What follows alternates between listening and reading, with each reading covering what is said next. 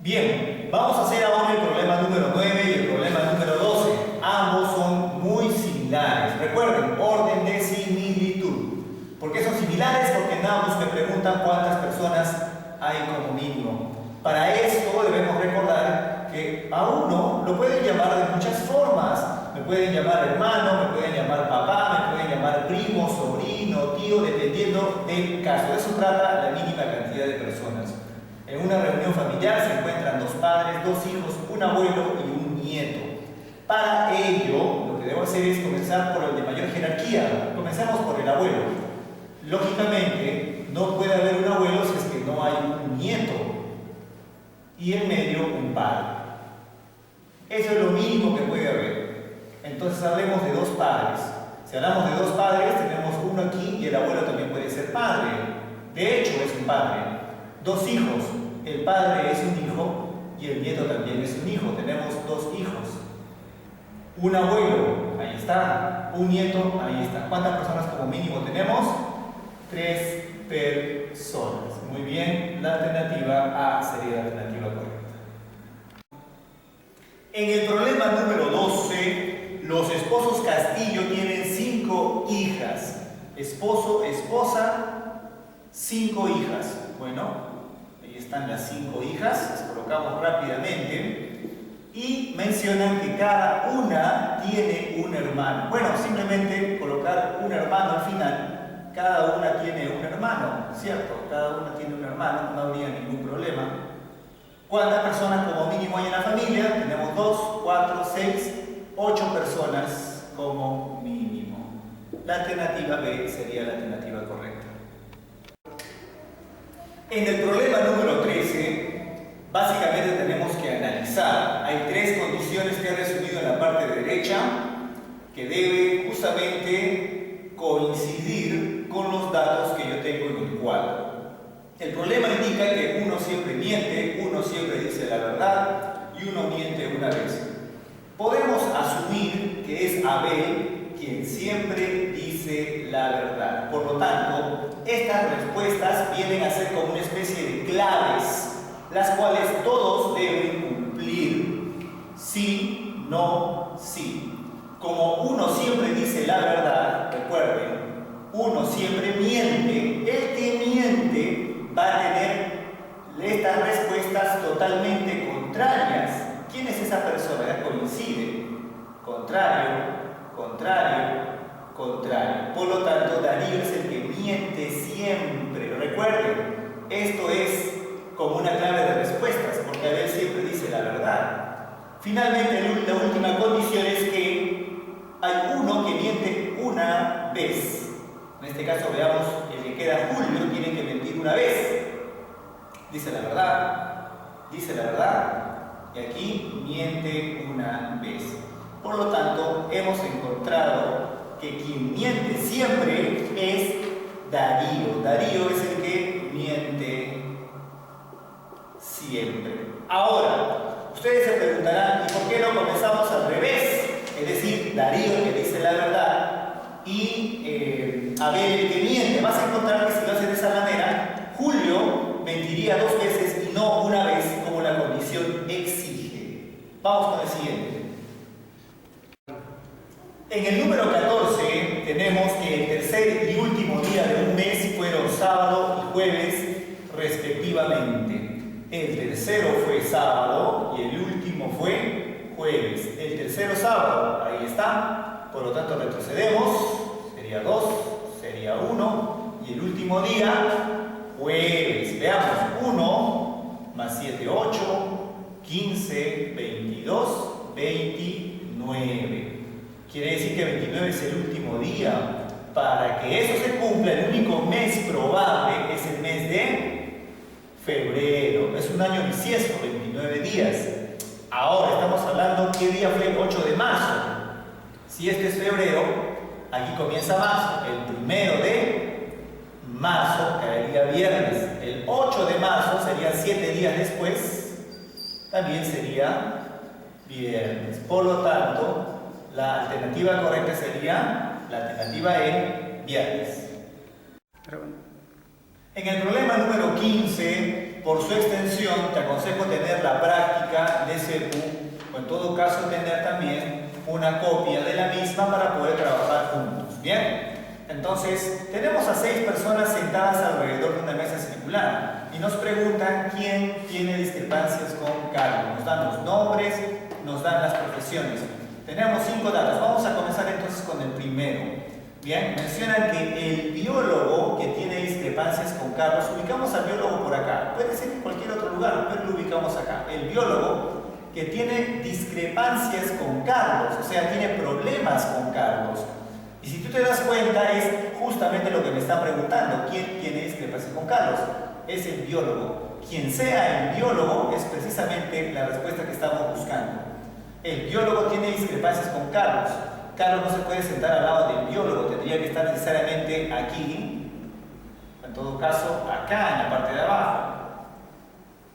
Y se preguntarán, ¿y por qué no acá? Porque en el mismo dato mencionan que el biólogo que tiene discrepancias con Carlos se sentó frente a Andrés. Andrés estaría en esta ubicación. Algo muy importante. Tienes que buscar un dato en el cual nuevamente aparezcan estas personas. Si en el dato que tú lees no aparece, no lo tomes en cuenta. Por ejemplo, el segundo dato menciona: el médico se sentó frente a Luis. El médico se sentó frente a Luis. ¿Dónde está el médico? No sabemos. ¿Dónde está Luis?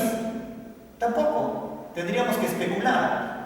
No lo hagamos. Busquemos un dato donde aparece. Y ese dato es el número 5. En el dato 5 menciona lo siguiente: que el ingeniero, no sabemos dónde está, se sentó frente a Eduardo. Bien. Además dicen que junto al médico y a la izquierda del biólogo. El ingeniero está a la izquierda del biólogo. Es muy importante. La izquierda, recuerda que todos miran hacia adentro, la izquierda es esta. El ingeniero se sentó a la izquierda del biólogo, frente a Eduardo. Carlos no estaría acá. ¿Quién estaría acá? Eduardo. Muy bien, ya tenemos entonces a Eduardo aquí y Carlos en esta posición. Bien, el ingeniero que se sentó frente a Eduardo está junto al médico. El ingeniero está junto al médico. El médico no puede ser ese, tendría que ser necesariamente Carlos el médico. Necesariamente tenemos ya al médico. El ingeniero se sentó frente a Eduardo, junto a Carlos y a la izquierda del biólogo. Ahora sí podemos ir con los demás datos. Vamos con el segundo dato. El médico se sentó frente a Luis. ¿Quién es el médico? Carlos. Frente a Luis. Muy bien, ya está. ¿Qué más? Luis entre el sociólogo y el biólogo. Acá está el biólogo, el sociólogo es el de acá, Eduardo. Muy bien. ¿Qué más? Tenemos otro dato que dice que Marcos se sentó a la derecha del ingeniero. Marcos a la derecha del ingeniero. Este es el ingeniero. ¿Cuál es su derecha?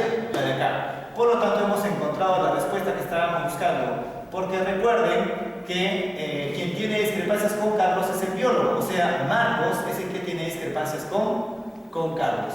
Marcos sería la respuesta correcta. En el problema número 16 necesitamos también ayuda de nuestra copia, pero he colocado los principales datos. Esto es un cuadro de doble entrada en donde tenemos a un moreno, un blanco y un trigueño, que son a su vez alegre, colérico y triste. Tenemos que saber quién es quién con los datos que nos dan. El primer dato es: el moreno nunca ríe. Pues el moreno no puede ser alegre. Eliminar esa posibilidad. El trigueño está siempre molesto. El trigueño está molesto, es el colérico. Importante, al encontrar una relación debemos eliminar tanto la fila como la columna. Eliminamos esto y de esa manera automáticamente el moreno sería el triste y el blanco el alegre. Nos piden determinar cuál de las alternativas es la correcta. Sería blanco alegre. En el problema número 17 vamos a empezar a trabajar con la inducción, es decir, de un caso particular llegar a un caso general mucho más grande. Lo que me están solicitando a mí es esto. Esto en realidad es el problema. Lo que ustedes tienen es esto de acá. Les dan a 100, un número de 100 cifras, puros 5, un número de 100 cifras, puros 9, y lo que me piden es la suma de las cifras de A. Vamos a empezar por lo más pequeño, con una cifra. Algo importante, tienen la misma cantidad de cifras. 5 por 9, 45, pero lo importante, recuerden que me pide la suma de las cifras, 9, luego con dos cifras. Resultado, suma de cifras, 18. Lo que debemos hacer es encontrar una relación entre la cantidad de cifras y el número que representa la suma de las cifras. Entre la cantidad de cifras y, en este caso, el número que representa la suma de las cifras. En este caso lo que tenemos es lo siguiente: 9 a su vez es 1 por 9. Bien, una cifra, recuerden, una cifra. Tenemos dos cifras. Este es 18. 2 por 9. Aquí en este caso, sin necesidad de conocer el resultado, sin necesidad de conocer cuánto suman las cifras, yo puedo expresar esto como, sé que es 1 de una cifra, 2 de dos cifras, aquí será ¿cuánto? Y son 100, ¿cuánto sería? 100 por 9, lo cual me daría, en este caso, 900 como respuesta al número 17.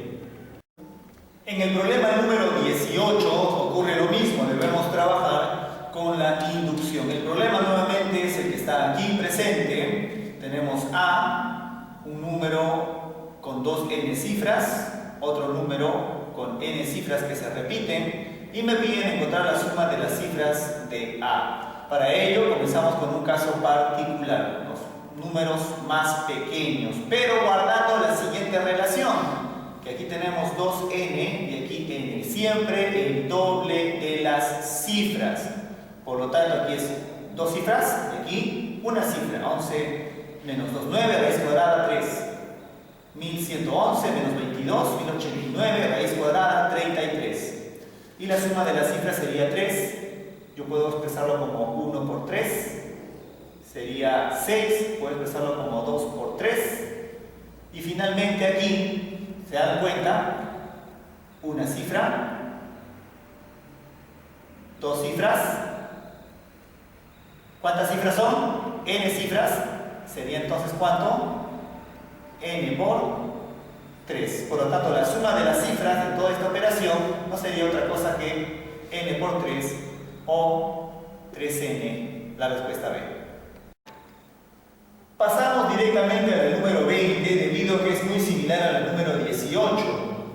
En este caso, tenemos el problema aquí, son 1000 cifras, puros 4, 500 cifras, puros 8, nada más me piden la suma de las cifras de A, que es la raíz cuadrada de toda esa operación.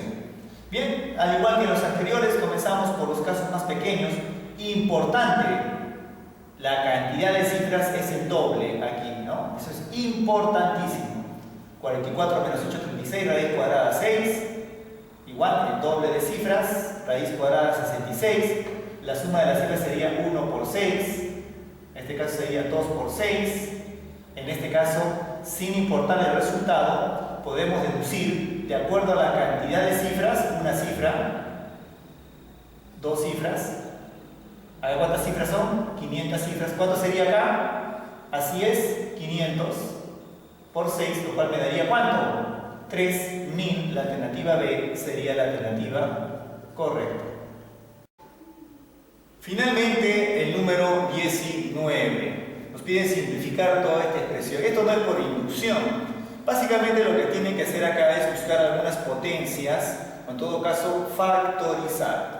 Si ustedes se dan cuenta, el numerador se puede factorizar, todo tiene novena, sacamos novena rápidamente y lo que tendríamos es un número capicúa de esta forma.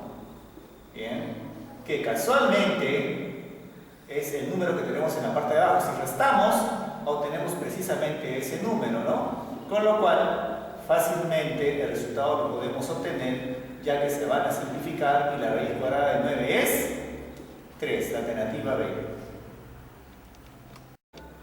Muy bien, esta ha sido la primera entrega del curso de razonamiento matemático. Hay algunos ajustes que hacer seguramente en el sonido, ¿no? En los márgenes, pero poco a poco lo vamos a ir mejorando. Te invito a que si te gustó el video, bien puedas acceder a los enlaces que están en la parte de abajo para los cursos de aritmética, álgebra y geometría. Y no te olvides, estudia con mucha pasión. Chao.